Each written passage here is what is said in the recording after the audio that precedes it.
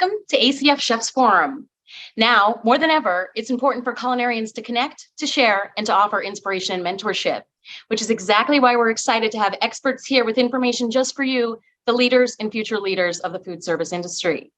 I'm Jackie Pressinger, American Culinary Federation's Director of Strategic Partnerships, and I'm delighted to welcome you to today's special and exciting presentation on exploring culinary career pathways. But first, we are going to hear from a couple of our partners, Massachusetts and New Hampshire ProStart, and we have a special guest from SHFM. Thank you, Jackie. Good morning, everyone. My name is Jennifer Almeida, and on behalf of the Massachusetts ProStart and the Massachusetts Restaurant Association, I would like to welcome you to our webinar today. I lost my place. I apologize. I wanted to let you guys know how excited we are to have you here today to learn more about the many types of roles that are available to those who want to pursue a career in culinary and hospitality. We want to hear from you today. So we will be taking questions for our featured chefs live during this webinar as we are able. Please be sure to use the chat function to collaborate with the other chefs and students tuning in, and the Q&A function to pose questions to today's featured chefs. All right. Let's get the discussion going on the chat. Please let us know where you are tuning in from today. And now I'll pass the mic over to Amy to let us know who our special guests are and our panelists are for today.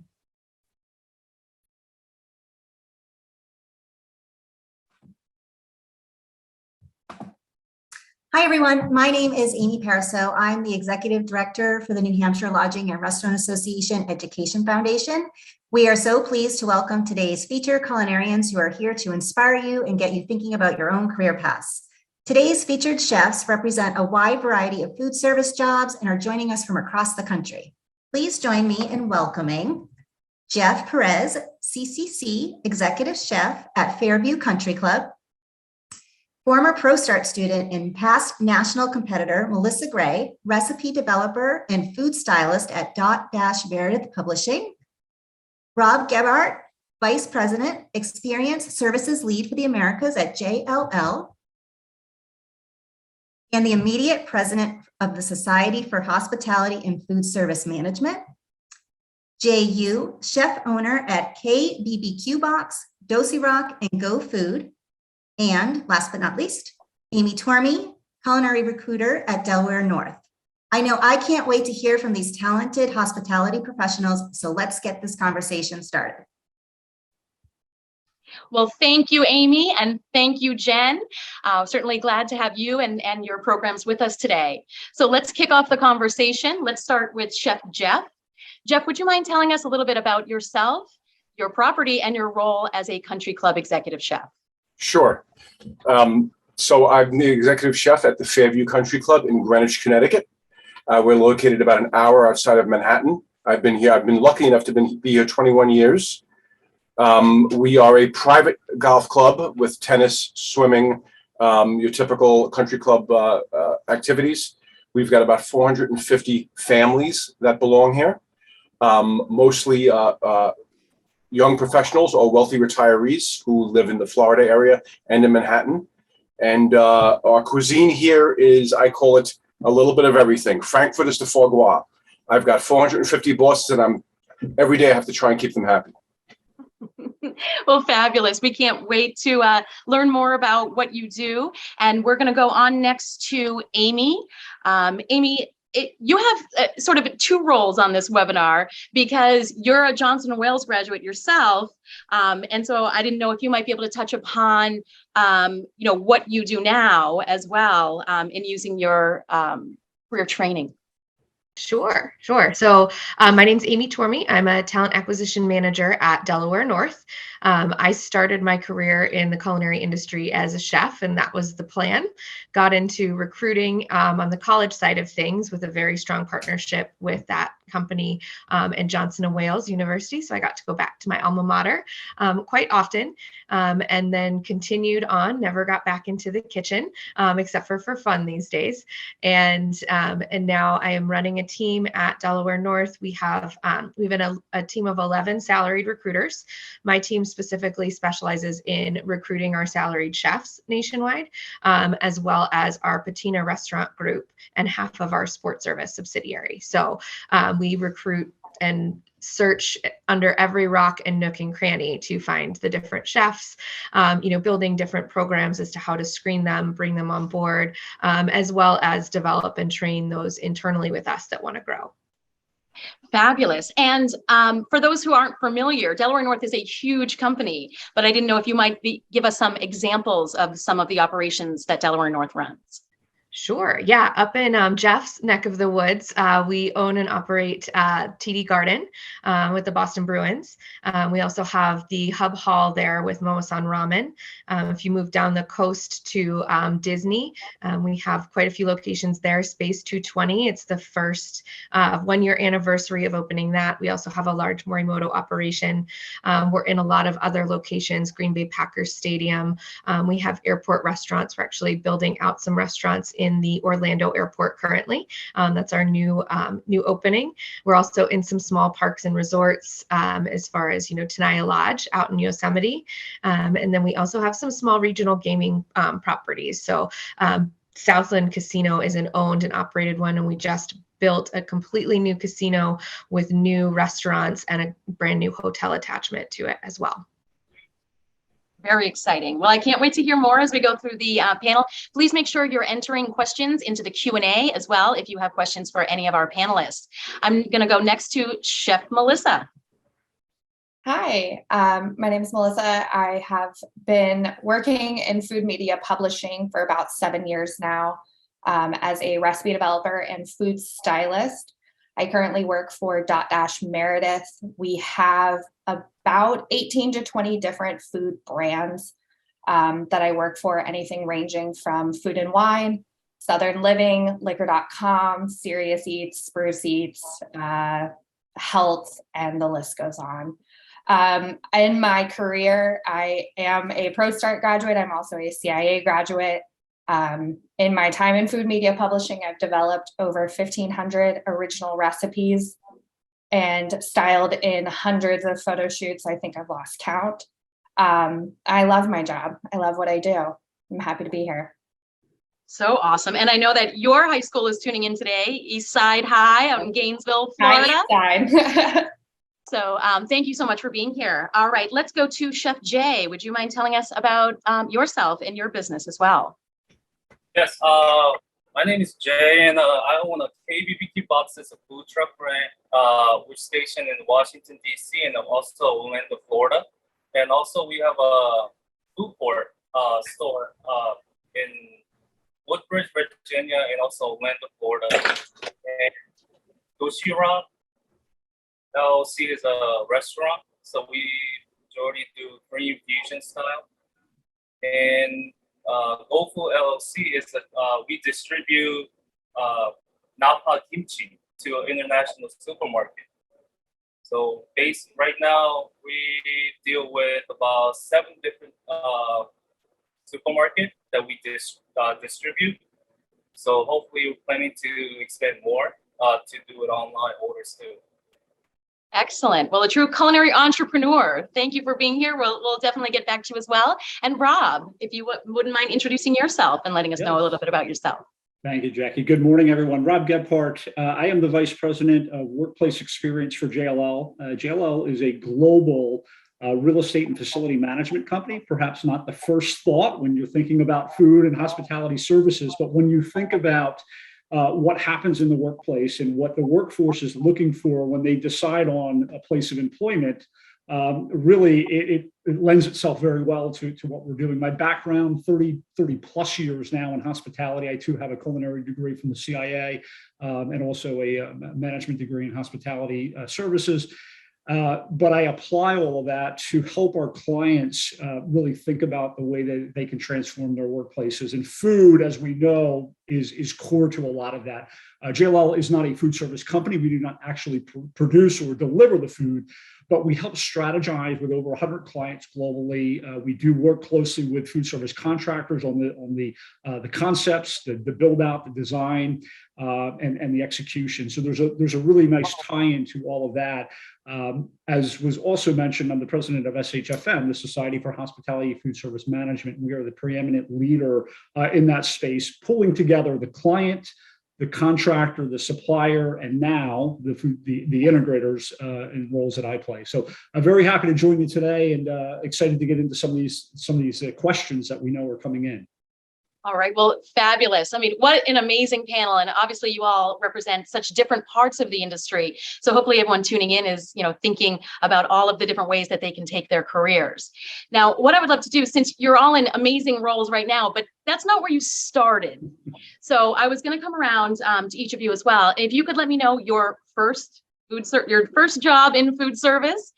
We know you have to start somewhere, and the students who are tuning in, I'm sure, would be very curious. And then maybe if you could lead me through your career and how you ended up in such great roles. I know my first job in food service, I was an oyster shucker, and now I'm able to use my culinary training and pastry training in a non-traditional role as well, in working in the ACF and education.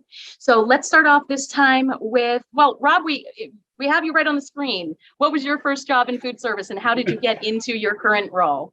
Yeah, so my first job, I was probably about 15. I was a short order cook at a small deli that was halfway between my high school, the traditional high school that I was going to, and my vocational school. So I am the proud product of a vocational training that started back when I was 15 years old. I got dropped off by the school bus, on the way back to town, and went to work. And it was part-time after school, but Saturdays were the best day because that was the day that all the contractors and everybody was coming in for. I'm from Jersey, so pork roll, egg, and cheese. If anybody understands that, hard Kaiser roll, salt, pepper, ketchup. It was great trying to see how many I could pump out. So that's where I started. Maybe not the fanciest of places, but it certainly helped me, start to understand and appreciate the path I would go. Certainly, culinary training was a big part of it. As I said, I went to the CIA, surrounded myself with great mentors, and just really worked a network and kind of figured out what was right for me, and spent 15 years in the back of the house restaurants and country clubs before eventually moving into more front of the house roles, into healthcare, and then eventually into B&I, where I've been for the last 15 years, both on the client side and now in my role as an integrated provider. So it's been quite fun, and I would just say that never doubt where you might go, and never turn away from an opportunity because you never really know what doors are going to be open for you. So just be open and willing to be flexible. Great advice. And we'll go to Chef Melissa, your first job in the industry, and let us know a little bit about how you got to the role that you're in today. Yeah, my first job was, I think it was about 16. And I worked in a bakery as handling all the savory side of it. So I did the sandwiches and soups and worked the front register. That was the summer before my junior year. Went into a Pro Start program for my junior and senior year at Eastside High School, competed on the management team there, placed at nationals, very exciting. From there, I went to the Culinary Institute of America in New York. Did an internship in Las Vegas at one of Mario Batali's places out there. After graduating with my bachelor's, I moved to Asheville, North Carolina, did a front of house management program at the Biltmore. Then I moved to Napa, California, where I worked at the Greystone campus of CIA as a teaching assistant. And, really throughout that whole period, I always was really interested in test kitchens. It really appealed to me, that very analytical side and the very creative side. Before deciding I wanted to be in the culinary industry, I wanted to be an accountant, which is a very harsh turn from what I do now. But that very analytical side always appealed to me. And someone that I went to CIA with after graduating, moved to Birmingham and started working for food media. And I called her up one day and I said, "How do you like your job?"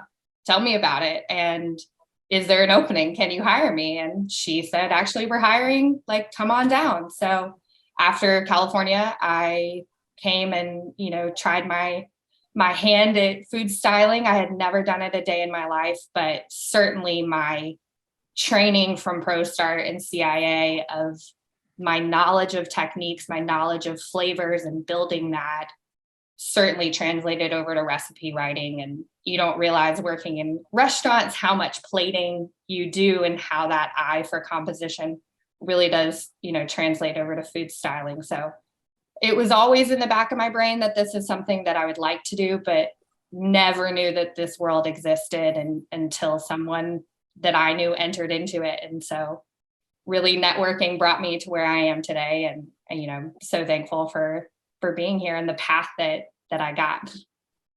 Amazing. You've been all over the country already. Yes. So that's certainly very exciting. And Amy, would you mind letting us know about your first job and how you got to where you are today? Sure. So my first job was, I was a hostess at Red Lobster. It was my, growing up mid to late 90s favorite place to go in the town that I grew up in.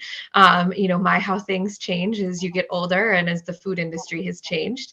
Still love those biscuits though. So I started there.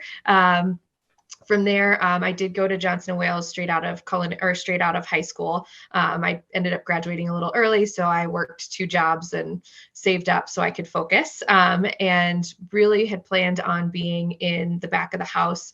Took a job with Compass Group and moved to Charlotte, North Carolina after Charleston, South Carolina. And that launched my career with Compass. I was with them for about 8 years, started in the field as a catering manager at a new venue, then moved over to the corporate headquarters. And I got to dabble, Melissa, you must have the most infinite patience. I got to dabble a little bit in recipe testing and a little bit of food styling for the coffee concept we had at the time. It takes a lot of patience, but it was fun. From there, I went into college recruitment. Plan was, just because I knew as a manager, I did not know how to hire, and I didn't know how to interview people. I was too young in my career. And so a couple years in recruiting, and then I would go back to the kitchen. And a couple years later, I was offered the department. So stayed in recruiting, moved on from there to actually go open and run the career services office at the Greystone campus for the Culinary Institute of America. And then did a little headhunting on my own in kind of that San Francisco Bay and Napa Valley area.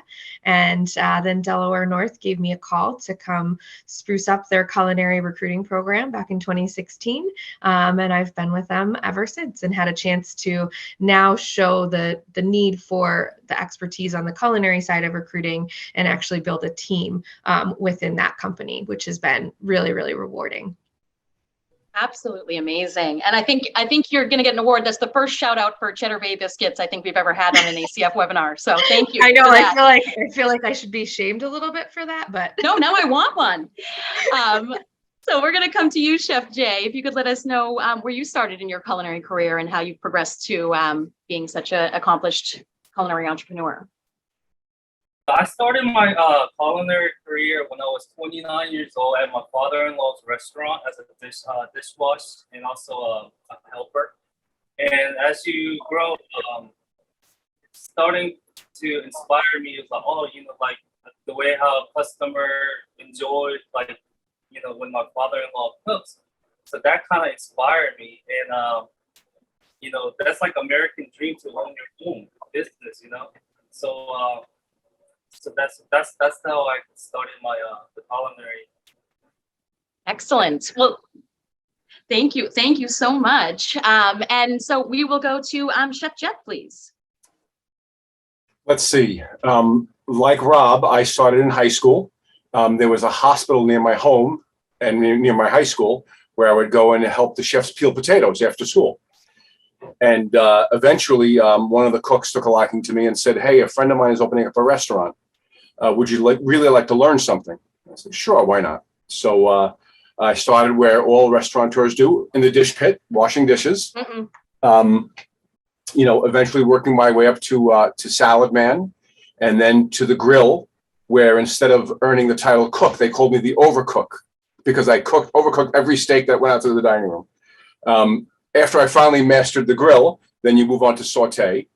And like a lot of chefs out there or aspiring chefs, I moved on to different restaurants and worked my way up to a chef position in another restaurant in Long Island. And at the age of 28, I said to myself, if I'm really going to do this, I have to do it right. So I took my life savings and I went to the Culinary Institute up in Hyde Park, earned my degree, and ended up in the country club business, where I sort of went from a club to a restaurant. In the beginning of my career, and I think a lot of culinarians find this out in the beginning of their careers, they have to find their niche. Whether it be a private restaurant or a club or corporate food service. And I found a home in the country club business. And I've been in the country club business for about 30 years now, and my current position for the last 21 years. And I've never looked back. I love walking into the kitchen every day. Love it. I love that. And I love, just hearing the longevity you've had in your role as well, because I think sometimes food service gets a bad rap when it comes to someone, staying into a role and being growing while they're staying with one company. So absolutely awesome. Well, we're seeing a lot of great questions come in. Keep those questions going.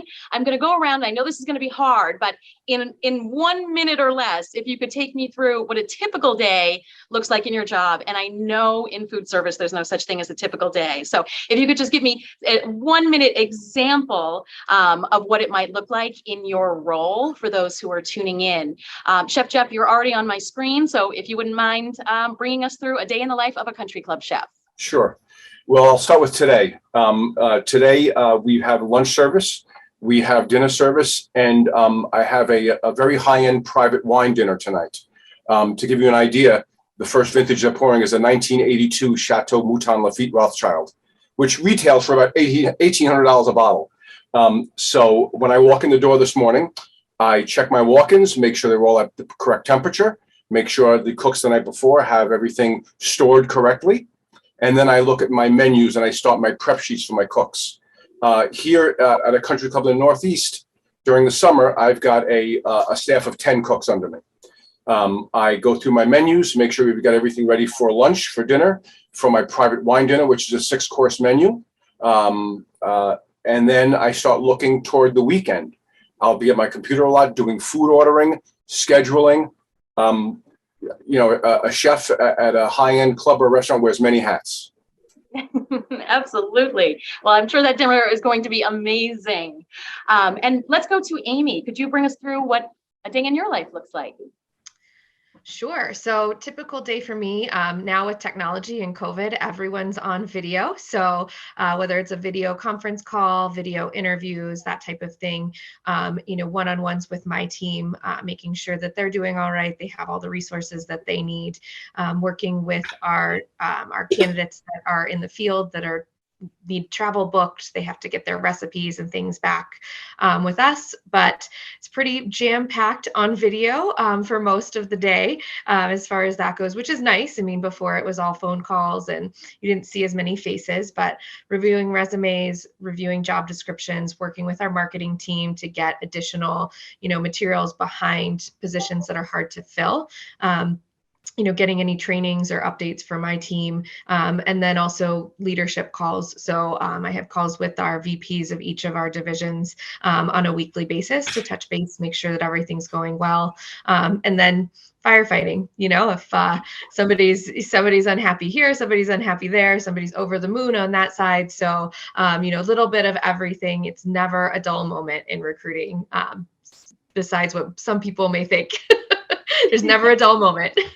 No, I can imagine. And, I can imagine it's a tough job as well. I know we could do an entire webinar on the concept of interviewing and resumes, and how to set yourself up for success in landing your next dream role. But if you had maybe just one tip off the top of your head for someone, what's something that you see maybe students or professionals do on their resume or in an interview that you can advise to those who are tuning in?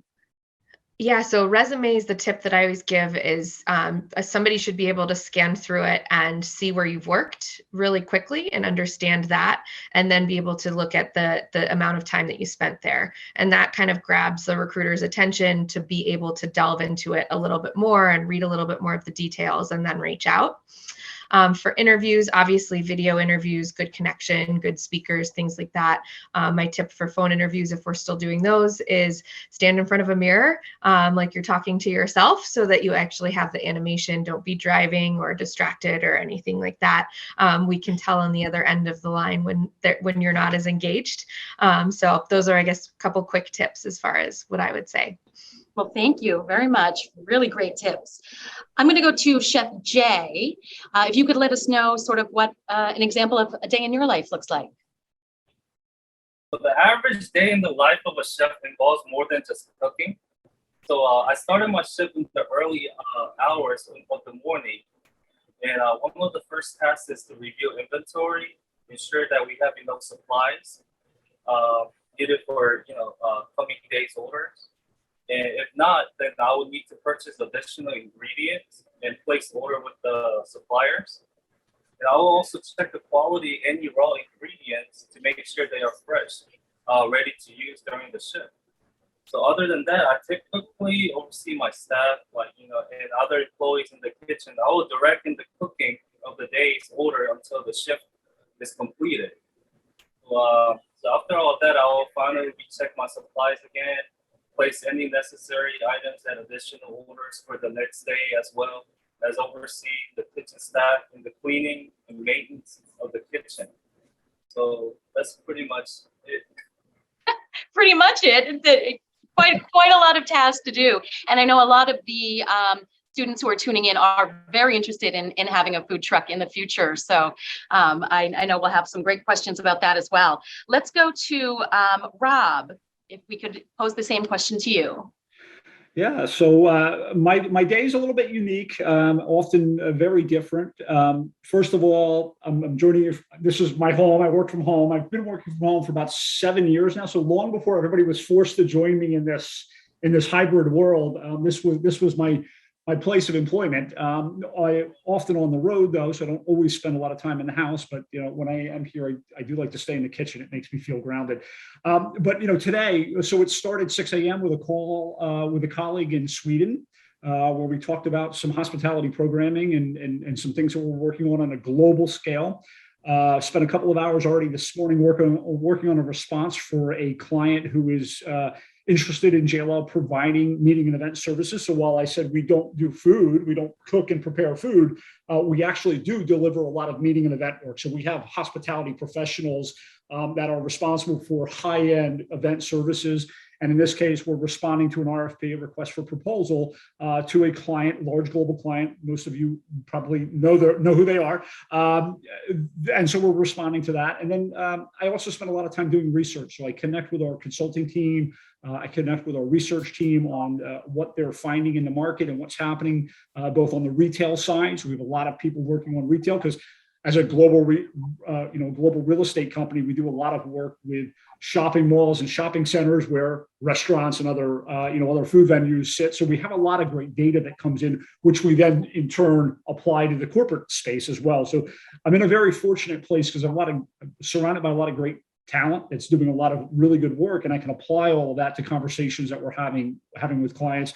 And then I'll wrap out my day with some team conversations to kind of find out what my team has been working on and any support that they might need in addressing some of the requests that are coming in.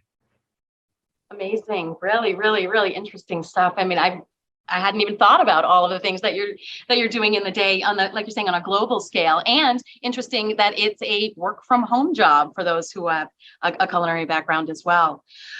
Chef Melissa, could you take us through one of your days? Yeah, because I have a split role, developing and food styling, depending on what I'm being asked to do, my days look very different. As a recipe developer, I'm writing recipes, testing them in the kitchen based on editors' requests for a story, whether that's print or digital. I'm troubleshooting any problems that come up. I'm also we get a lot of chef-submitted recipes from the industry around the world. And so we're having to take very large scale recipes that are meant to be mass produced over a service, and trying to make that work for a reader for 4 servings. Have to keep very, very detailed notes, unlike when you're just cooking in the kitchen for yourself and you just think it needs a little bit more salt, because we're trying to convey something that can be replicated time and again.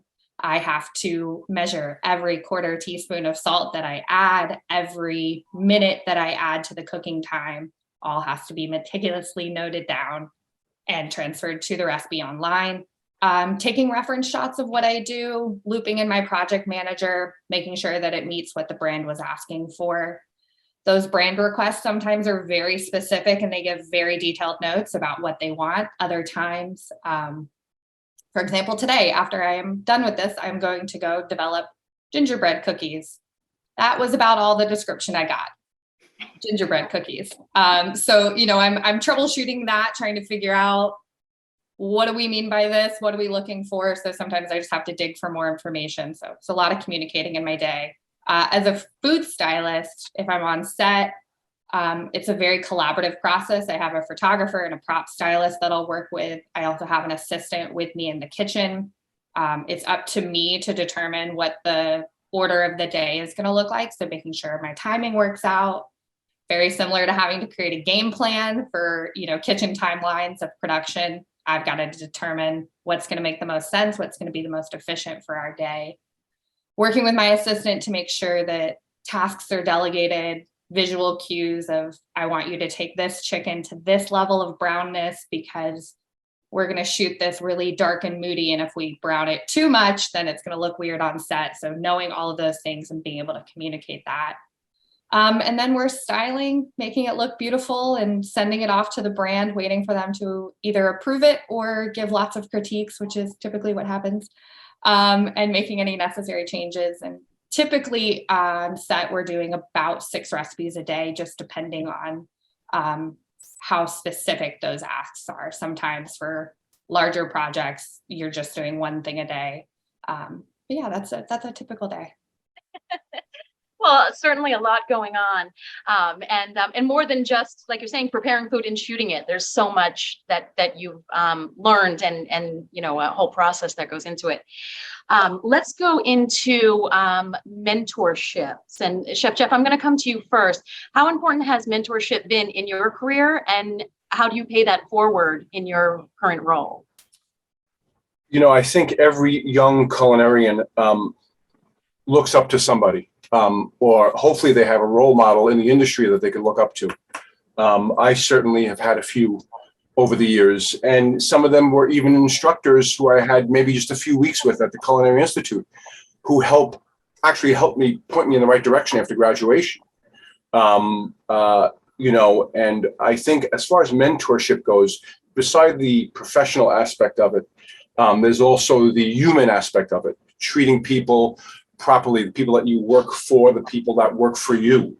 You know, I luckily I had an instance a few years back where I was at a chef's luncheon and this young man approached me. I was at the Blue Hill restaurant in Westchester County, one of the top restaurants in the world. And a young man approached me and said, Chef Perez, I don't know if you remember me, but I want to thank you for pointing my career in the right direction. And I was taken back. And of course, all my fellow chefs looked at me and said, hey, Jeff, what happened? Did you fire him? What, you know, what? And I said, no, I don't remember you. I'm sorry. He said, well, you were having this wine luncheon at your club. And the people who were enjoying the meal would send back a glass of each wine. And you shared it with me. And I went home that night and told my father, I don't want to study architecture anymore. I want to go to wine school. So eventually his father sent him to Cordon Bleu in Paris. He became a top sommelier. He worked at 3 top restaurants in Paris and is now the general manager at Gramercy Tavern in New York. And, you know, it made me very proud. I was very proud for him. But then I thought that night, what had happened if he had a negative experience with me? Would he have achieved what he has? So that's why it's so important, not just to mentor or seek mentorship, but to be respectful to people also. Wonderful. Thank you for sharing that story. It gave me goosebumps just thinking about that one, you know, simple interaction and how it really changed the trajectory of this person's whole career. Rob, I'm going to pass that question over to you as well. If you might be able to speak to how important have mentors been in your career, and how do you mentor currently in your role? Yeah, it's been instrumental. I think that probably the last 3 or 4 roles that I've had have become, were offered to me because of mentorships, or I was directed by somebody. But it goes back to, even my very early days in a vocational program. We're all friends on this call. I'll be honest with you. I didn't like school. And really the reason I went to a vocational high school, because it got me out of traditional math and science and all those other classes, which I learned later I needed. But then it was the last thing I wanted to do. And I really did think I was going to graduate high school, have some training and just start to work in the kitchen. I mean, that was the career I had in mind. And I had a great instructor who was a culinary grad himself and said, no, I see something in you. Maybe you don't see it yet, but I see something in you. And if you really want to be able to take your career further, you need to get a degree. You need to have some more foundation. And so because he had gone to the CIA and, at the time we took a, class trip. I don't even know if they still do class trips, but we took a class trip back in the day. This was back in the 80s. We took that trip up to the CIA, Hyde Park, New York, and I fell in love with it. Right. So if it hadn't been for that instructor who said, and I think I was the only one in not only that class, but probably the class prior and the class after that took that next step, that he saw something in me and said, you really don't want to do this. So it really was the foundation. I mean, that started me on this path. And, as Jeff mentioned, being able to pay that forward is so important. So I take every opportunity I have to talk to students, to talk to my team, to talk to anybody who's interested. And I really do try to spend the time understanding where they are right now in their journey, and really where they want to go and what potential I see for them. And I try to map it. And I know I don't have to have all the answers, right? I'm not going to have a job always to offer somebody or necessarily be able to, give them that opportunity, but I have a great network. And so I leverage my network often. In fact, just yesterday, I got a phone call from somebody who said, hey, I think I've been offered a job at your company, and thank you so much for opening the door, right? I wasn't hiring for it, wasn't even part of my team, but I connected the dots. And I think that's just a role that we should all play. I mean, we're in the hospitality business. This is part of who we are. This is innately who we are as individuals. And so we need to continue to pay it forward. Well, thank you for sharing that story and that advice as well. Now, I'm going to go to one of our audience questions, and I know it's super relevant because many of you have mentioned starting your love for the culinary and hospitality industry in your high school culinary program. And I'm a product of a high school culinary program as well. So Chef Melissa, I'm going to go to you first, especially since we know that your former school is tuning in.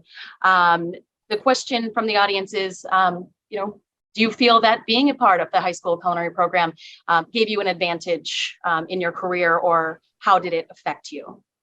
Yes.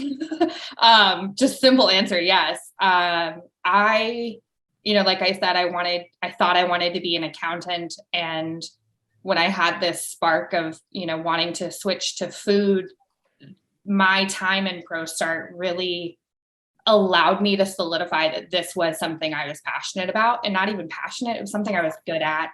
And having, even tying in, having those mentors, that those are people that are looking at you and are teaching you, but helping you to learn and progress and pushing you towards what the right school is for you, and helping you along the way, helping you with applications. But I remember this moment in my culinary skills class, my freshman year. I'm like 12 weeks into CIA, and we're working on knife skills. And I texted Chef D'Annunzio at the time, who was one of my instructors. And I said, thank you. Thank you so much for drilling these knife skills into me, because I just got the highest ranked knife skills of the day. Everyone else is trying to learn these things for the first time, but to me, this is now common knowledge. And having that leg up, having that ability to know the basics, to know the fundamentals, and then go to culinary school and just be able to grow from there was so amazing. And I felt like I got so much more out of my time at CIA because I wasn't playing catch up. And then you're just the confidence that you get from being in that program, from the experiences. I got to do catering events. I got to work, wild game feasts. I got to do the management competition. It's just such an eye-opening, experience, and you have all these opportunities. And if anyone has the opportunity to go to a high school culinary program, I beyond recommend it. Wonderful. Well, I know we have a lot of high school students tuning in right now. You are in the right place, and your networking and finding mentors starts now, if you haven't already, and lifelong connections. Full disclosure, I knew Melissa when she was a high school student, and we're still in contact and networking to this day, which is great. I'm going to move into another audience question as well, and it's related to something that the panelists and I had discussed beforehand, which was about, I'm trying to think how to word this appropriately. What are the most desirable skills that emerging chefs or young chefs can start working on today? So Melissa just mentioned knife skills, but I know there's also soft skills. I will open that up, or maybe we'll go to Amy then, if there are any skills that students can be working on that would make them best job ready to come into a role at Delaware North. Yeah, I think, Melissa hit it on the head. The knife skills is a big thing. I think for what my chefs are looking for to bring even an hourly, part-time high school student over the summer, attitude is huge, and that want to learn, asking questions, getting involved, trying new things, and not being afraid to fail and learn fast from that fail, right? You're not going to learn if you don't burn something, right? I think it was Jeff was saying he overcooked all the steaks, but he probably never does that anymore. So I think, learning from those mistakes, learning from those pieces of things. A lot of our chefs in the more kind of sous chef level are looking for some knowledge around ordering, inventory, and food costing as well. And we do a practical or a tasting with every level from culinary supervisor through executive chef, based on those to see those skill sets. So, working clean, the sanitization piece of things, understanding that, being organized, and then also being able to mesh with that kitchen. We usually give them a helper or have them in the busy kitchen working while everyone's prepping. So seeing what that dynamic is what we're looking for. So those are some of the main things that we try to call out and look for in our new hires. Hey, Jackie, if I can jump in just real quick, and just from a non-traditional standpoint here, what I would say, don't underestimate how transferable all of those skills that you're learning or will be learning as you continue in your studies are, and the ability to kind of transform that into a different way. What I mean by that is you learning things like just about what mise en place is and having everything in its place and being ready for the day. You're looking at it from the context of, okay, I've got to have my station set and I'm going to be ready for the orders to come in. All of that, though, once you understand that and you master that, you can take that into other roles. And especially as you work, if you're interested in, in hospitality in corporate America, you apply that to conversations that you're having and being prepared and in the moment and ready. Those skills, once you learn that, are so transferable. So just please keep that in mind. Great advice. Would anyone else like to add anything about skills, soft skills, culinary skills? All right. We will move on to our next question then. Let's see. Gosh, there's so many great ones. Let's talk a little bit about, some of the viewers are wondering what other advice that you might have for emerging chefs. I don't know if anyone wants to take that question on and speak directly to the future of our industry. We know there's a staffing crisis going on right now in the food service industry. We need more folks coming into our profession more than ever. And I'm wondering if anyone would like to take that question on. Sure, I'd like to start with that one. Speaking directly to all the students who are out there who are looking to go into the culinary industry, I think it's very important that they understand and be able to accept that they should not chase the money immediately. You really have to set your foundation and learn your skills and network and eventually work your way up. I think this is an issue throughout the industry right now where students, they have to understand what they're getting into, especially when you pursue the culinary aspect of the industry, that you've got to build up your skills to get to that point where you're eventually going to be able to make a salary where you're going to be, say, okay, I'm here now.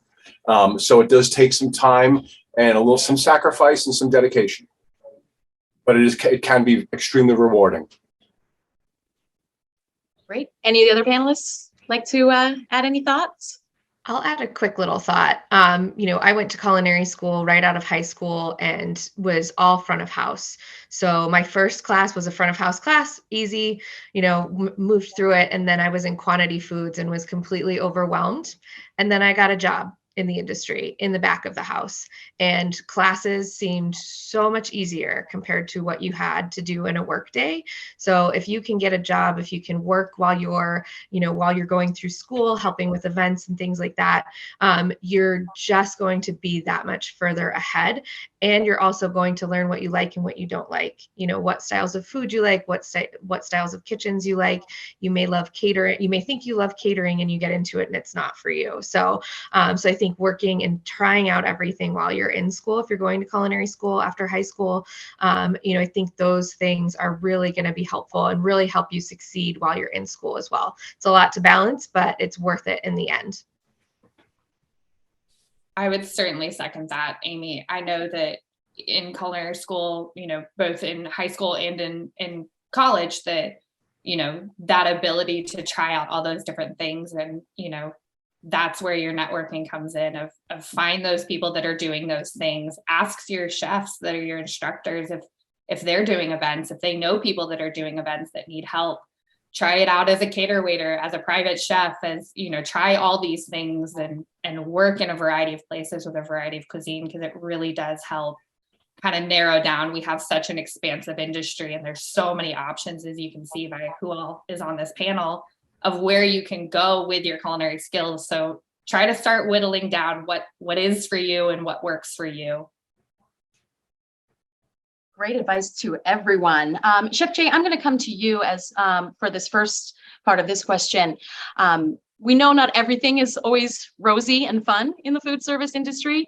And there are certainly challenges. I'm wondering if you might be able to share some challenges that you might have had to overcome as a culinary entrepreneur. We know the pandemic obviously affected a lot. And so I was wondering if you might be able to give us your insights. Yes. So pretty much the pandemic really kind of messed up my business a lot. And but before pandemic, each of my food truck, we used to make about 400 to 500K per year average. But and also it was so easy to find staff that wanted to work with us. And but after the pandemic, nobody really wanted to work. It's been really hard for me to find staff, and also the inflation, the meat product, the produce, everything went up. So and when we raise our price to to sell it to the customer, they're complaining so much, and saying, "Oh, your food is so expensive," but they just don't understand all the inflation. But as I'm still having a hard time to find, staffs and to operate all the business. But hopefully in the future, be able to settle down everything. Great. Well, I'm glad that you're pushing through and forging ahead with your businesses, and it must be a challenge also operating businesses in two different states as well as a proprietor. How do you organize that? And also, I'm wondering what your number one selling dish might be as well. So yeah, it is kind of hard to operate two different states, from Florida to Washington D.C. So basically I kind of managed. I gave the Florida location as a management to operate. So and gave them all my recipe and everything to operate the business, and they just gave me royalty. Plus, what was the other question? I'm sorry. Oh gosh, you caught me out too. Well, we can. Your number one seller on the menu. We have a menu called KFC, called Korean Fried Chicken. So it's a chicken tenderloin. We marinate it like a bulgogi marination. So bulgogi is like sweet and soy base. So we marinate with that, and after that we batter with the tempura batter with the Korean breadcrumbs and deep fry it, and drizzle with their house spicy mayo with house teriyaki sauce. That's one of our best sellers. I can imagine. Oh my goodness, we're coming up on lunchtime, and that sounds fabulous. Well, I'm going to come around. The time has gone so quickly. I'm going to come around to everyone, and anything else that you would like to share with the chefs, the cooks, and the students who are tuning in today. Please feel free to use this time to let us know your final thoughts or advice. And also, if you're hiring, I'm sure the students who are tuning in and the cooks who are tuning in and the chefs who are tuning in would be interested to hear that as well. So I am going to start off with, let's go with Melissa.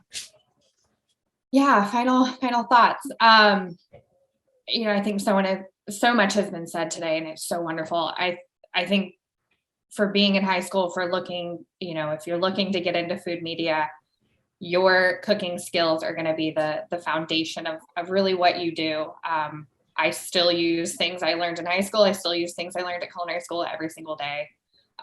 Being detailed, being, really focused and flexible. And I forget who said it, but be curious, ask questions, find people that do what you do. People like talking about themselves. Clearly, we're all here, and they want to share what they're passionate about and use that to your advantage. Biggest thing I can say for being in food media is start working on getting really good at taking constructive criticism. That is 98% of my job. Is everyone has a different opinion about what looks beautiful and what tastes good and what the right level of salt is. And you've got to be flexible and adaptable and willing to be a team player. But it's an awesome industry. I love what I do. We are hiring. We have offices in New York, Birmingham, Alabama, where I am. We also have offices in Vermont, Dubai, all over. And there's many different aspects to food publishing, from what I do on the test kitchen side to the editorial side, publishing, magazines, cookbooks, project management. It's a very wide and open world, and I'm still kind of learning that myself. But yeah, be flexible, be curious, be adaptable, and work on those fundamental skills, because they will continue to come up. Thank you so much, Chef, and thank you for sharing your insights for those who might now be considering a career in food media. Really, really appreciate it. And we can't wait to continue to follow your career as well. Rob, if you would share your final thoughts, and also let us know if you're hiring or how people can get involved in an industry like yours. Yeah, thank you. First of all, thank you for the invite and for everybody who's joined in today. Really happy to be able to present. A couple of thoughts. First of all, recognize that you're just starting this journey, and there's a lot of things ahead of you. Don't stop learning, right? I mean, even 30 years into the industry, and even though I don't practice everyday cooking, I'm not in the kitchen every day, I'm always learning, I'm always researching. Melissa, your comment about salt, I was just reading an article, actually, some research coming out of Tokyo. I think at the University of Tokyo, they're working on a bowl and spoon set that is using electric currents to actually eliminate the need for salt in food, because it's working on the ions and actually stimulating the taste and sensory component of that. So those types of things are really so much fun. The information that's out there. I mean, don't go to your I mean, go to your traditional sources, but also look at non-traditional sources for information. My daughter happens to attend Northeastern University. They've got a great magazine. It's called Experience. It's written out on a quarterly basis. And one of the articles is talking about hearing a better meal. Right? Let me say that again, hearing a better meal. What they're doing in their mind lab is looking at the correlation between the sound food makes and the perception we have on how it tastes. So does the sound of a chip that crunches differently make you feel different as you taste it, right? Those types of things. Now, Northeastern isn't a hospitality university. They don't have a hospitality program, but their mind lab, they're working on those types of things. So you never stop learning. That's the one point I want to make. Yes, JLL is hiring. Again, not in food production, but in a lot of meeting and event space. We've got a lot of opportunities for those who are thinking about a role as a meeting planner or coordinator. But also our contract companies that we partner with are absolutely looking for food professionals. And so while they're not our roles directly, we're involved in those types of conversations. And food is slow to come back. We know this, right? We're still seeing a slow return to the office, but it will be there someday. It will look different, but it will come back. And so this is a great opportunity to join and be part of the redevelopment and the redesign, if you will, of how corporate America is going to function. Thank you very, very much. And thank you for being here. We are so excited to learn more about what you do, and also very excited about ACF growing our relationship with SHFM as well. So certainly a thrill to have you here. Thank you very much. We're going to move to Chef Jay. If you could leave us with some final words, and if you're hiring as well. Yes, we are hiring.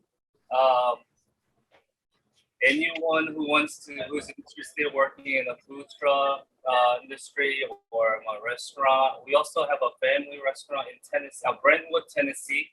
I believe they are hiring about 5 to 6 people in the kitchen. So any information, you can feel free to shoot me an email or call me. And also, as a culinary graduate, I think you gotta have a passion, to be honest, to become a great leader, to become a chef. So if you enjoy cooking, I think this is the best way to start. Enroll in school. Well, thank you so much. And thank you for sharing all of your insights with us today. We're very honored to have had you here today. So thank you very much.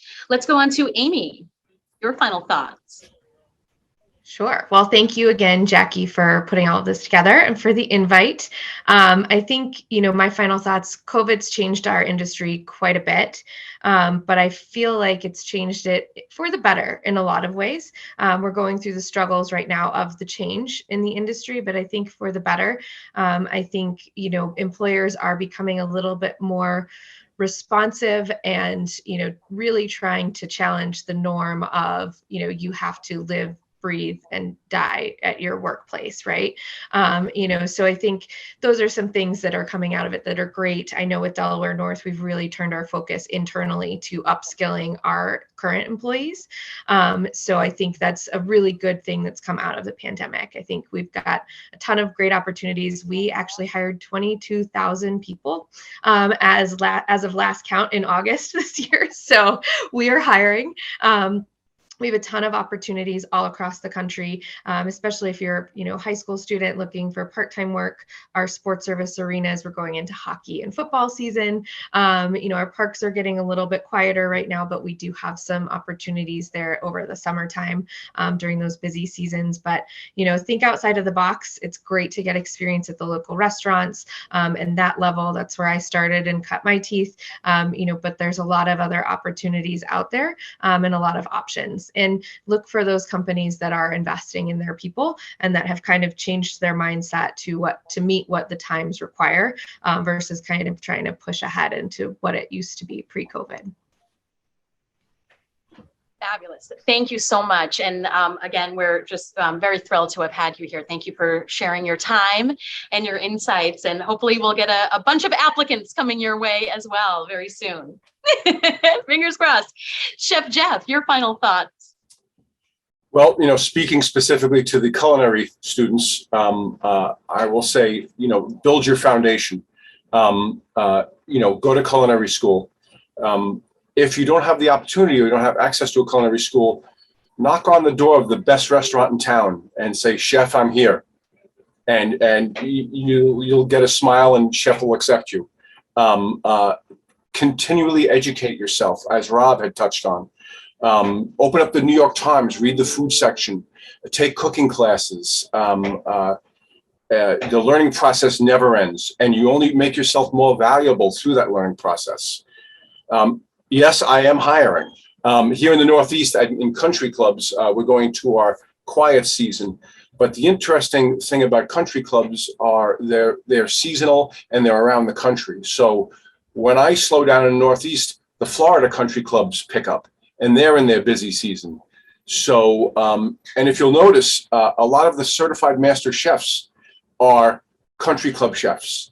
Ed Leonard, one of them. If you can somehow work your way into to work with a certified master chef in one of their kitchens, that will give you a world of knowledge that you can't put a price on. You're building your foundation, making yourself more marketable and valuable. And there's plenty of jobs open out there. The culinary business needs people, and you are in a good position. So please take advantage of it. And call me at Fairview Country Club if you want a job. Excellent. Well, thank you so much. And you touched upon, I think, a really important piece as well. We know that you're a certified chef de cuisine through ACF. And for the students who are tuning in today, it's not too early to start working on your own certifications as well. Certified fundamentals cook, certified fundamentals pastry cook, or at the post-secondary level, certified culinarian, certified pastry culinarian, and getting yourself perhaps on that track. Some students who are tuning in today may end up being master chefs in the future, but you got to get into the process. So thank you for bringing that up. Thank you for your time and for sharing all of your insights as well. We're truly, truly honored to have you here. Well, that is all the time we have. So a huge virtual round of applause as we thank our great guests today, Chef Melissa, Chef Rob, Amy, Chef Jeff, Chef Jay. We appreciate you taking the time to share your enthusiasm for the culinary craft with the students and professionals tuning in today. And this has just been a taste of the many job paths that are open to you. I hope everyone tuning in now is thinking about their next career move or about the opportunities that are open to them in the culinary industry. ACF members, let's continue the conversation on the Chef's Table. Log into the ACF website in order to give us your thoughts about the conversation today, or let us know about the part of the industry that you're working in. Please be on the lookout for a survey that you'll receive, which you'll need to complete in order to earn your 1 hour of ACF continuing education hours. And we will also send out the recording of this video as well. It will be also added to the ACF Online Learning Center and YouTube. And we hope that you'll join us for an upcoming webinar. Our next webinar will be September 28th. It'll be a webinar where we're going to be learning how to optimize your operations and labor efficiency through cleaning and sanitation best practices. Very important. And October 6th, please join us for a delicious panel on pizza trends and profitability. You can register for these on wearechefs.com, and we'll send links in the thank you email as well. And don't forget to save the date. You are all invited to ACF National Convention 2023. We will be in New Orleans, July 17th through 19th. Students, if you're tuning in as well, we have volunteer opportunities as well. Get in touch and maybe you'll meet your next mentor there. So on behalf of ACF National Office, thank you again to New Hampshire and Massachusetts ProStart, and also to SHFM. Thank you, of course, to our panelists again for delivering us this great opportunity. And thank you all for joining in today. And now we just have a quick message from ACF Young Chefs Club President, Isaiah Gerard. Have a great day, everyone. Chefs, my name is Isaiah and I'm the ACF Young Chefs President. I just want to give a shout out to all of the chefs and all the ACF members for being a part of this organization and giving back to it every day. You guys add so much value to this organization and are a true inspiration to us young chefs. You guys lead the way for future generations of chefs and are a true role model for all of us. Thank you guys for attending this webinar and I hope you guys enjoyed.